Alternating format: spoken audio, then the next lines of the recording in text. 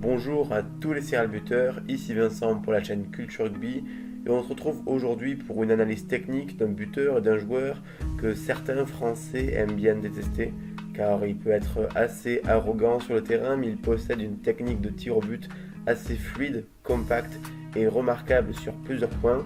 C'est ce qu'on va découvrir ensemble aujourd'hui et vous l'aurez compris avec les images, on va parler aujourd'hui d'Owen Farrell. C'est parti.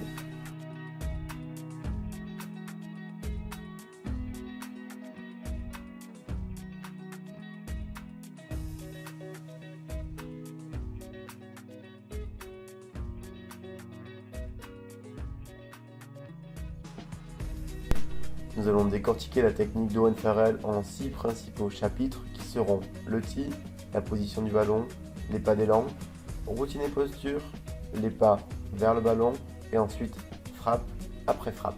C'est parti. Alors sur ces images, on peut voir qu'Owen Farrell utilise un petit télescopique noir qu'on trouvait à l'époque sous le nom de Centurion et que l'on peut voir aujourd'hui dans les magasins spécialisés et les sites internet de qualité sous le nom de Kerno. Ce petit télescopique a la particularité d'avoir une base lourde faite de sable mouillé et compact et un haut du tee avec du plastique souple qui permet une multitude de positions du ballon qui reste assez stable dans le temps. Nous pouvons voir distinctement que le ballon d'Owen Farrell est très clairement incliné vers l'avant dans un angle d'environ 45 degrés.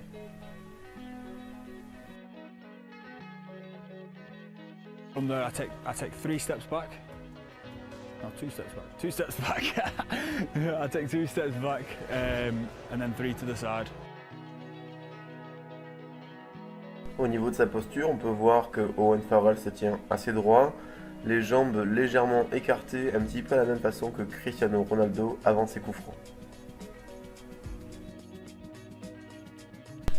Et impossible de faire une vidéo spéciale sur Owen Farrell sans aborder la question de son regard, qui est une caractéristique vraiment spécifique de ce buteur, où il va regarder les poteaux une première fois de façon normale, entre guillemets, puis incliner la tête et faire un regard laser entre son ballon et sa cible, comme pour pré-créer sa trajectoire. Ce comportement, même s'il est un petit peu spécial, étrange, voire agaçant, n'est pas une mauvaise idée en soi, c'est une bonne façon de visualiser la trajectoire que l'on veut à son ballon et à sa frappe.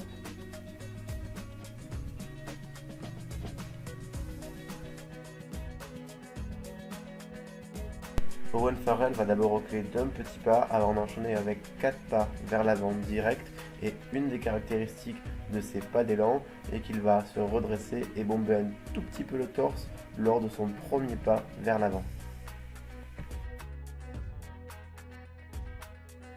Comme vous pouvez vous en douter, les 3 fondamentaux de l'avant-frappe sont très bien respectés chez Owen Farrell. On va les énumérer ensemble et les illustrer sur cette image.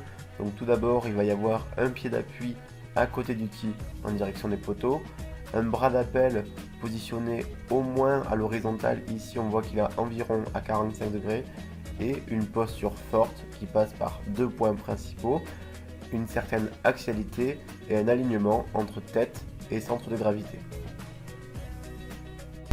Nous allons voir que c'est les éléments d'après-frappe et notamment de transfert de poids et d'énergie vers l'avant qui font d'Owen Farrell un buteur très précis. Tout d'abord avec un pied d'appui qui termine devant le tee sur les orteils qui dénote une volonté d'avancer. Ensuite une posture qui reste assez forte, assez axée comme précédemment cité, mais surtout une jambe de frappe, la jambe droite, qui s'élève très clairement vers l'avant avec une souplesse remarquable et qui vient parachever cette volonté de transfert d'énergie vers l'avant et qui lui assure une grande réussite face au poteau. Et je vous repasse l'extrait sans arrêt pour que vous puissiez apprécier la qualité de la frappe.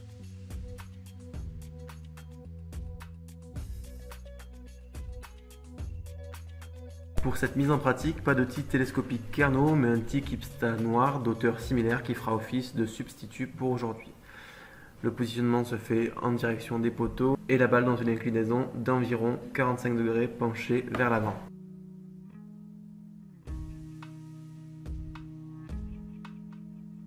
Pour le reste de la routine, elle est assez simple, 2 pas en arrière, 3 pas sur le côté, une posture qui se veut droite et qui ressemble à celle de Cristiano, la question du regard avec un regard laser et les pas d'élan au nombre de 4 pour une bonne traversée vers l'avant et vers la cible.